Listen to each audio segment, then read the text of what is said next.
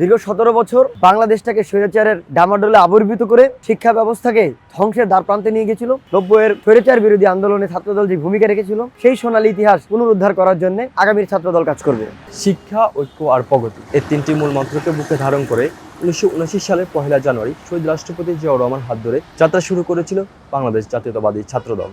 দেখতে দেখতে আজ ৪৭টি বছরে পদার্পণ করেছে বাংলাদেশ জাতীয়তাবাদী ছাত্রদল। এই যাত্রা মোটেও সহজ ছিল না। আজ আমরা কথা বলবো বাংলাদেশ জাতীয়তাবাদী ছাত্রদলের কেন্দ্রীয় সহসভাপতি জনাব আরিফুল ইসলাম আরিফের সাথে। দক্ষিণ পূর্ব এশিয়ার সর্ববৃহৎ এবং জনপ্রিয় ছাত্র সংগঠন বাংলাদেশ জাতীয়তাবাদী ছাত্রদল, যেই ছাত্র সংগঠনকে মহান স্বাধীনতার ঘোষক শহীদ রাষ্ট্রপতি জিয়াউর রহমান খাতা এবং বই উপহার দিয়েছিলেন, তুলে দিয়েছিলেন, যাতে শিক্ষার্থীদের পাশে থেকে শিক্ষার্থীদের সকল যৌক্তিক আন্দোলনে তাদের দাবি দেওয়া পূরণ করে শিক্ষা ব্যবস্থা এবং শিক্ষার্থীদের উন্নয়ন কল্পে ছাত্র সংগঠন কাজ করে। এজন্যই ছাত্র দলের প্রতি শিক্ষার্থীদের যে ভালোবাসা রয়েছে এবং দাবি আদায়ের আস্থার ঠিকানা, সেটি কিন্তু বাংলাদেশ জাতীয়তাবাদী ছাত্রদল। এজন্যই সাধারণ শিক্ষার্থীরা ছাত্র দলকে ভালোবাসেন, ছাত্র দলকে ধারণ করেন। দীর্ঘ ১৭ বছর বাংলাদেশটাকে স্বৈরাচারের ডামাডোলে আবির্ভূত করে শিক্ষা ব্যবস্থাকে ধ্বংসের দ্বার প্রান্তে নিয়ে গেছিল। ছাত্র সংগঠনগুলো ছিল একটি সরকারের আজ্ঞাবহ প্রতিষ্ঠান। তার বিপরীতে ছাত্র দল সাধারণ শিক্ষার্থীদের সকল যৌক্তিক আন্দোলনে একটি আধুনিক শিক্ষার্থী বান্ধব ছাত্র রাজনীতি তারা এই দুঃসময়েও, কঠিন সময়েও করেছে এবং আগামীতে যাতে ছাত্র দল শিক্ষার্থীদের সকল যৌক্তিক আন্দোলনে পাশে দাঁড়িয়ে করতে পারে, তার ধারাবাহিকতায় আগামী নেতৃত্ব প্রতিষ্ঠিত হবে। শিক্ষার্থীদের মূল সমস্যা হলো আবাসনের সমস্যা, খাবারের নিম্নমান, সেই সমস্যা, পরিবহন, তথ্য প্রযুক্তি, গবেষণা সহ শিক্ষার্থীদের সকল সেক্টরের যে সমস্যাগুলো রয়েছে, আমরা ছাত্র নেতারা শিক্ষার্থীদের সাথে কথা বলে, শিক্ষকদের সাথে কথা বলে আমরা একটা ইতিবাচক ছাত্র রাজনীতির, যেটি ছাত্র দলের সোনালী ইতিহাস ৯০-এর স্বৈরাচার বিরোধী আন্দোলনে ছাত্রদল যে ভূমিকা রেখেছিল সেই সোনালী ইতিহাস পুনরুদ্ধার করার জন্য আগামীর ছাত্রদল কাজ করবে।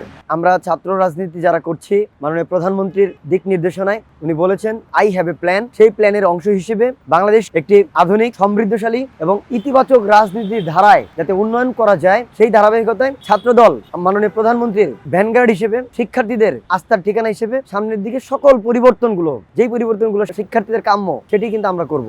আমি ব্যক্তিগতভাবে বিষয়ভিত্তিক যারা এক্সপার্ট রয়েছেন, ক্রীড়াক্ষেত্রে যারা ভালো ক্রীড়াবিদ, যারা গবেষণায় ভালো করছেন, সংস্কৃতিতে ভালো করছেন, ইভেন যারা পলিটিক্সও ভালো করছেন, এই প্রত্যেকটা বিষয়গুলোতেই আমরা গঠনমূলক আলোচনা করে সামনের এই সমস্যাগুলো সমাধান করব এবং সামনের ইতিবাচক পরিবর্তনগুলো নিয়ে আসবো। ক্যাম্পাসে গিয়ে গিয়ে তাদের সমস্যাগুলো শুনতে চাই, তাদের আলোকেই আমি সমাধানগুলো দলের হাইকমান্ডের কাছে গিয়েও সমাধানের প্রস্তাব দিয়ে এবং প্রয়োজনে দুঃসময়ে যেমন রাজপথে থেকেছি, এখনো আমি সিনিয়র হাইকমান্ডের কাছেও আমাদের শিক্ষার্থীদের সেই দাবিগুলো সমাধানের জন্য কথা বলবো। দেখুন, শহীদ জিয়াউর রহমান এবং দেশনেত্রী বেগম খালেদা জিয়া, আমরা এই দুজনের আদর্শকে ধারণ করেই স্বাধীন বাংলাদেশের শুরু থেকে যখন উনি ঘোষণা দিয়েছিলেন I major Ziaur Rahman declaring the independence of Bangladesh, আজকের এই মার্চ মাসে মেজর জিয়াউর রহমানের সেই মহান স্বাধীনতার ঘোষণা এবং পরবর্তীতে গণতন্ত্রের ধারাবাহিকতা রক্ষায় দেশনেত্রী বেগম খালেদা জিয়ার যেই দীর্ঘ সংগ্রাম এবং বর্তমানে মাননীয় প্রধানমন্ত্রীর যে ভিশন, যে মিশন, এই বাংলাদেশকে যিনি যেভাবে সাজাতে চান, তার ধারাবাহিকতা আগামীর বাংলাদেশকে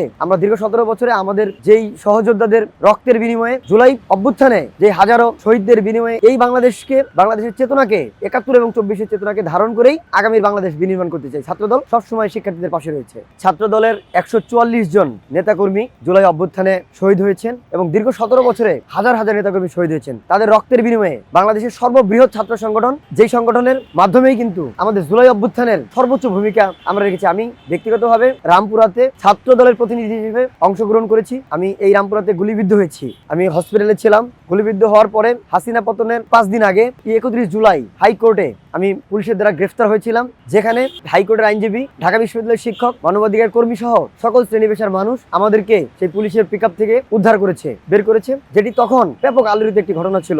আমি ছাত্রলীগের হামলার শিকার হয়ে ২০২২ সালে আইসিইউতে ভর্তি ছিলাম ৪ দিন। আমি দীর্ঘ সময় ডিবি পুলিশ কর্তৃক গ্রেফতার হয়ে ২৮ অক্টোবরে আমিরুল হত্যাকাণ্ডের একজন সন্দেহভাজন আসামি হিসেবে আমাকে ডিবি ১৭ ঘন্টা রিমান্ডে রেখেছিল, অমানসিক নির্যাতন করেছে। সর্বোপরি জুলাই অভ্যুত্থানের যে ভূমিকা এবং দীর্ঘ ১৭ বছরে ধারাবাহিকভাবে ছাত্র রাজনীতিতে যে আমি ভূমিকা রেখেছি, আমি বিশ্বাস করি আগামী নেতৃত্বে শুধু আমি নই, আমার মতো যারা যোগ্য রয়েছে তার মধ্য থেকেই আমাদের মাননীয় প্রধানমন্ত্রী নেতৃত্ব বাছাই করবেন। এতক্ষণ কথা হলো আরিফুল ইসলাম আরিফের সাথে। দীর্ঘ ১৭ বছর আন্দোলন এবং শিক্ষার্থীদের প্রতিটি যৌক্তিক আন্দোলনের সাথে তিনি একতা পোষণ করবে এবং জাতীয় রাজনীতিতে যাতে শিক্ষার্থীরা তাদের সঠিক এবং ন্যায্য অধিকার পায় সেজন্য তিনি কাজ করবেন।